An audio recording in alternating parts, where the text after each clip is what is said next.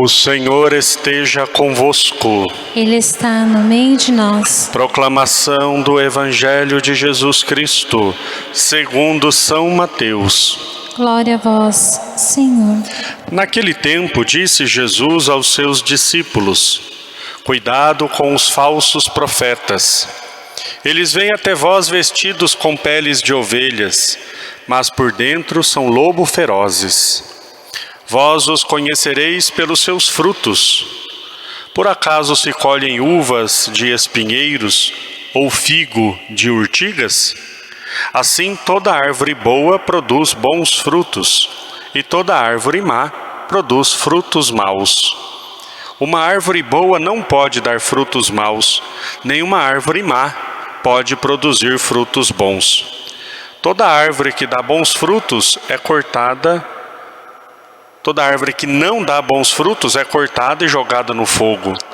Portanto, pelos seus frutos, vós os conhecereis.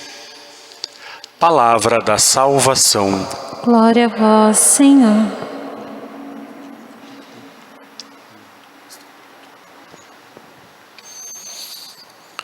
Ó Maria concebida sem pecado. Rogai por nós que recorremos a vós. Em nome do Pai, e do Filho, e do Espírito Santo. Amém. Meus queridos irmãos e irmãs, nós entramos agora no capítulo 7 do Evangelho de São Mateus. Jesus ainda está naquele grande discurso, falando sobre diversos aspectos do reino de Deus, e hoje ele dá então uma instrução um pouco mais direta aos seus discípulos, falando sobre os falsos profetas, dizendo que virão com pele de ovelha, mas que por dentro serão lobos ferozes. Desde o tempo de Jesus, é muito comum nós encontrarmos essa figura dos profetas, daqueles que falam em nome de Deus. Claro, desde antes de Jesus, Israel era governado pelos reis, mas também pelos profetas, pelos juízes, e os profetas eram aqueles que ungiam os reis. O profeta Natã ungiu o rei Davi e assim por diante. Então, essa figura que fala em nome de Deus é uma figura bastante antiga. E depois de Jesus, essas figuras continuam. Hoje nós temos mais a figura do pastor que conduz o seu povo do que a figura do profeta.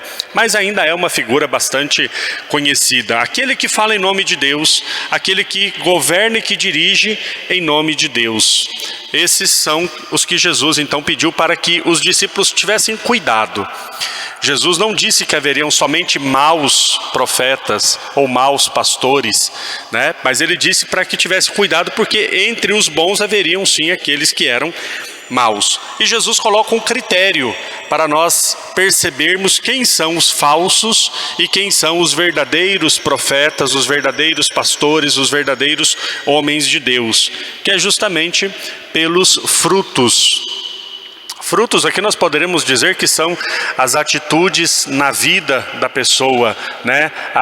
O comportamento prático na vida da pessoa que corresponda com a fé que aquela pessoa professa e diz ter.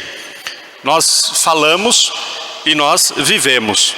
Como nós somos pecadores, como nós somos limitados, como nós temos em nós a marca do pecado original e a tendência ao mal, é difícil e nem sempre existe uma coerência total entre tudo que falamos e tudo que fazemos. Em Jesus isso era perfeitíssimo.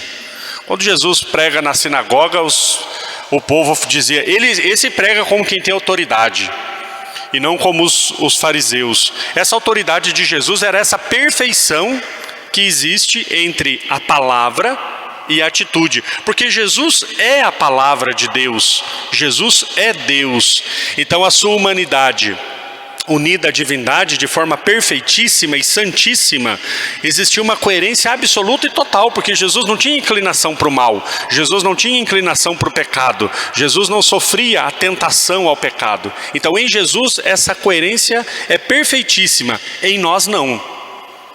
Mas qual é então o caminho da santidade?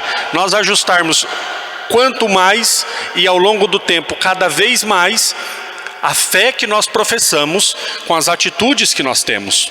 A coerência entre aquilo que nós fazemos com aquilo que nós professamos. Esses são os frutos. E aí Jesus vai fazendo uma comparação entre os tipos de árvore. Uma árvore boa não produz frutos bons, uma árvore má não produz. Uma árvore boa não produz frutos maus, só frutos bons. E uma árvore boa não produz frutos maus.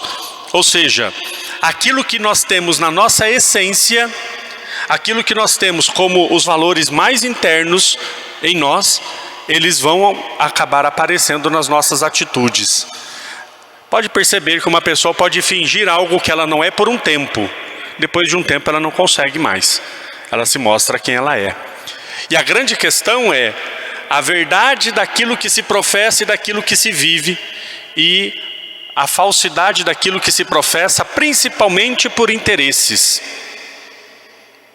Principalmente por interesses. Quando eu tenho interesse em conquistar algo, aí então eu vou manipulando a situação para que aquilo possa estar ao meu alcance, né? Se nós pudéssemos dizer desses falsos profetas que hoje anunciam aí uma religiosidade superficial, interesseira, tem aos montes.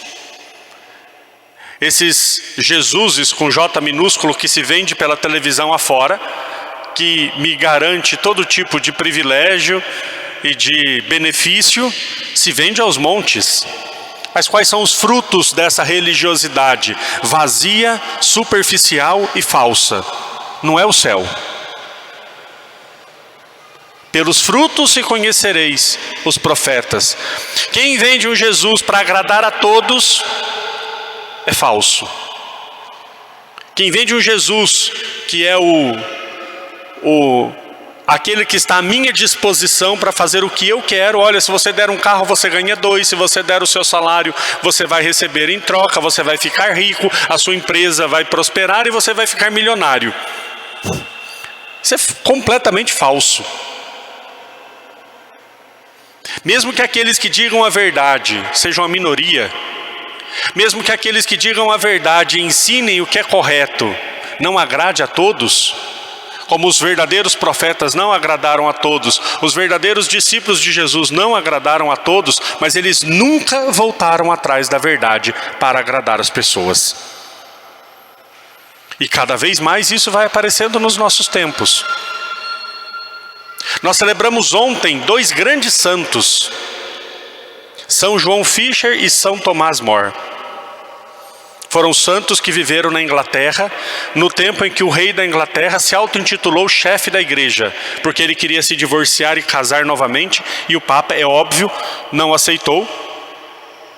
Então ele se auto-intitulou o chefe da igreja, fundando assim então a igreja, conhecida hoje como a Igreja Anglicana. E esses 2 santos, um era bispo e outro era leigo, se colocaram contra aquela atitude do rei, se colocaram a favor do sacramento do matrimônio, da indissolubilidade da família, e foram condenados à morte e morreram para defender a verdade.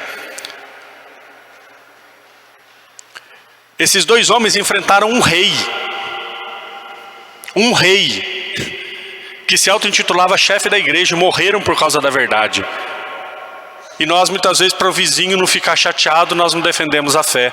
Por causa de um parente não ficar de cara feia, nós não defendemos a fé. Os verdadeiros e os falsos profetas, os verdadeiros e os falsos cristãos vão se revelar pelos frutos, pela defesa da verdade, pela defesa de Deus, pela defesa da Santa Igreja. Nosso querido Papa Emérito Bento XVI dizia que nós não podemos abandonar a verdade, mesmo que voltemos a ser um grupo de 12. Mesmo que voltemos a ser um grupo de 12. Porque a igreja começou com 12 homens que defenderam a verdade. E mesmo que tenha que voltar a ser um grupo de 12, a verdade sempre vai ser a verdade. Os falsos profetas são aqueles que querem agradar a todos. Cuidado com quem tem uma fala muito mansinha, onde tudo está sempre tudo muito certo, tudo está sempre muito no lugar, tudo está sempre muito de acordo. Muito cuidado, porque provavelmente por trás disso tem o interesse de ser agradável a todos e não ser agradável a Deus. que nós possamos defender a verdade de Deus, defender os interesses de Deus e que nosso Senhor seja em primeiro lugar aquele a quem nós queremos agradar acima de tudo. Louvado seja nosso Senhor Jesus Cristo. Para sempre seja louvado.